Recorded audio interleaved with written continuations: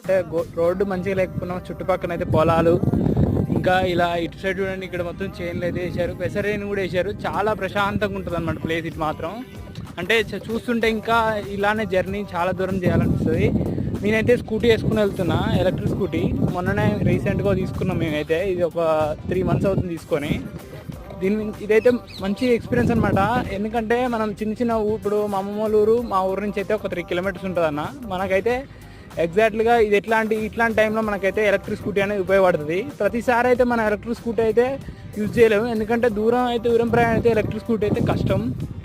మనం చూడండి ఫ్రెండ్స్, ఇక్కడ ముందుకు పోతుంటే చూడండి, రోడ్డు కూడా కొంచెం అయితే అక్కడక్కడ ఇక్కడ గుంతలు అయితే ఉన్నాయి.